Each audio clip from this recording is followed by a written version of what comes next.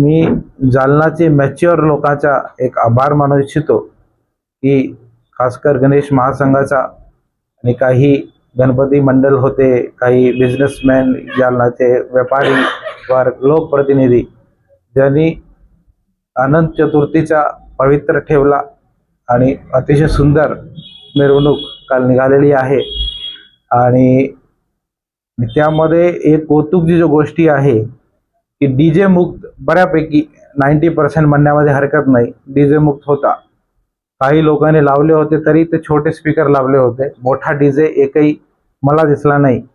आणि भरपूर लोकांनी पारंपरिक वाद्य ढोल ताशे वगैरे आणि अतिशय सुंदर काहीतरी होते लावले होते।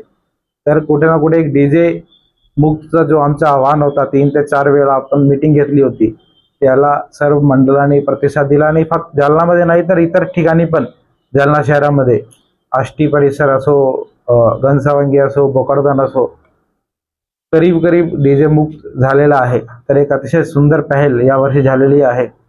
पुढच्या वर्षी एक वेळाबद्दल अजून जर झाला तर खूप चांगला होईल। यावर्षी हे सगळं प्रकरणामध्ये थोडा उशीर झाला आणि त्याचा फटका कुठे ना कुठे शेवटी महिला आणि मुलं यांना बसतो की त्यांना कमी एन्जॉय करता येते। कारण एकदा 11-12 वाजले की महिलाला घरी जावंच लागतो।